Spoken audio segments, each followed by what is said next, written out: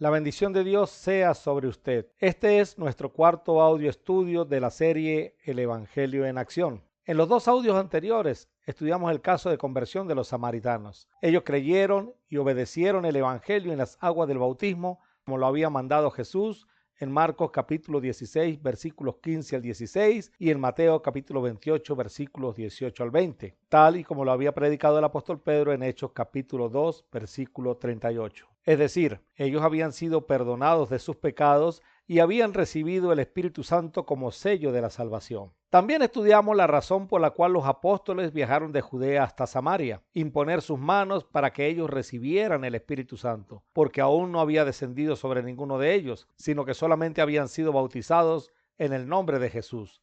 Hechos capítulo 8, versículo 16. Normalmente surgen muchas preguntas acerca de lo que hemos venido estudiando, y Dios, en su gran misericordia, a principio del cristianismo, es decir, en el primer siglo de nuestra era, dispuso de tres maneras en que el hombre iba a recibir el Espíritu Santo. En este audio 4 al 5, en el audio 6 y en el audio 7, hablaremos de estas tres maneras. ¿Por qué era necesario esto? Porque el Espíritu Santo, la tercera persona de la deidad o Trinidad, como algunos lo conocen, siempre ha obrado en la construcción de la obra de Dios. Lo hizo cuando Dios necesitó fabricar lo necesario para el tabernáculo que le mostró a Moisés en el monte Sinaí. Puede leer esto en Éxodo capítulo 35, versículos 30 al 35. El Espíritu Santo dio dones a unas personas que por siglos lo único que sabían hacer eran ladrillos de barro, y ahora les tocaba hacer trabajos de orfebrería y de diseño artístico. De la misma manera, el Espíritu Santo iba a trabajar arduamente en la predicación del Evangelio y edificación de la iglesia del Señor, recién establecida. Anteriormente dije que Dios había dispuesto tres maneras de recibir el Espíritu Santo.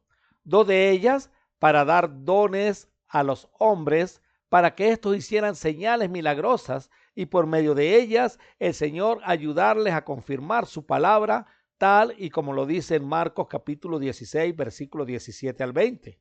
Recuerden que estaban viviendo un tiempo de transición del judaísmo al cristianismo, donde ya el pueblo de Dios no iba a ser solamente el judío que creyera en Cristo, sino también los gentiles que lo hicieran. Iban a cambiar muchas cosas, por eso era necesaria la intervención del Espíritu Santo. Las dos maneras que Dios utilizó para dar dones milagrosos a los hombres eran, uno, el bautismo en el Espíritu Santo, y dos, la imposición de manos de los apóstoles. Esto no iba a ser para todos los creyentes, es decir, no todos iban a poder realizar estas señales milagrosas, sino aquellos a quienes el Espíritu Santo asignara. Pero había una tercera manera donde el Espíritu Santo iba a morar en todos los creyentes, pues esta era la manera en que Dios iba a reconocer a los suyos, dándoles el sello de la salvación. En él también vosotros, habiendo oído la palabra de verdad, el evangelio de vuestra salvación, y habiendo creído en él, fuisteis sellados con el Espíritu Santo de la promesa, que es las arras de nuestra herencia, hasta la redención de la posesión adquirida para alabanza de su gloria. Efesios capítulo 1, versículos 13 al 14. La serie que estamos estudiando se llama El Evangelio en Acción, y no hay mayor acción que la realizada por el Espíritu Santo en favor de la iglesia. No hay conversión sin la obra del Espíritu Santo, pues este es el que convencerá al mundo de pecado, de justicia y de juicio. Juan 16, 8. Pero es necesario que entendamos el orden en que se dieron las cosas con respecto al Espíritu Santo. Esta era una promesa del Señor Jesús. Dice la Biblia en Juan capítulo 7, versículos 37 al 39. En el último y gran día de la fiesta, Jesús se puso en pie y alzó la voz, diciendo: Si alguno tiene sed, venga a mí y beba. El que cree en mí, como dice la Escritura, de su interior correrán ríos de agua viva. Esto dijo del Espíritu que habían de recibir los que creyesen en él, pues aún no había venido el Espíritu Santo, porque Jesús no había sido aún glorificado. Jesús está diciendo que los que creyesen en él iban a recibir el Espíritu Santo y que éste le traería gran tranquilidad al creyente, tal tranquilidad que lo compara con aquel que siempre iba a ser saciado. De su interior correrían ríos de agua viva. Y en otra ocasión les dijo lo siguiente a sus discípulos: Si me amáis, guardad mis mandamientos, y yo rogaré al Padre y os dará otro consolador, para que esté con vosotros para siempre.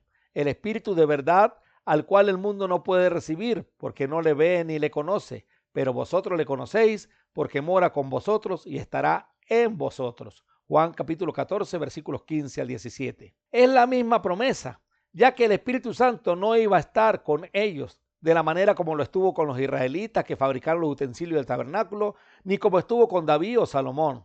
Ahora la promesa era que iba a estar en ellos, a vivir en ellos, en su interior, siendo el cuerpo de los creyentes la morada o el templo del Espíritu Santo. Como dije anteriormente, para que la promesa se cumpliera, debieron pasar muchas cosas, entre ellas que Jesús fuera glorificado. Textos como Juan capítulo 16, versículo 7, donde Jesús dice: os conviene que yo me vaya, porque si no me fuera, el Consolador no vendría a vosotros, mas si me fuere, os lo enviaré.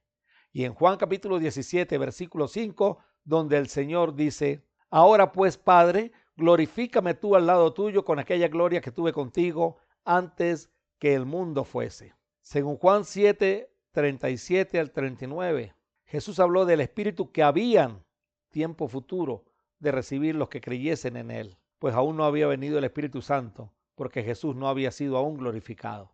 Era necesario que Jesús muriera, fuera sepultado y resucitara al tercer día para que se sentara nuevamente en el trono de gloria y ser glorificado con aquella gloria que tuvo con el Padre antes que el mundo fuera. En los próximos audios estudiaremos más acerca de esto. Si tiene preguntas o comentarios, a quien compartió contigo estos audios, o al +58 412 126 1642, o al correo electrónico iglesiadecristo@hotmail.com. Que Dios les continúe bendiciendo.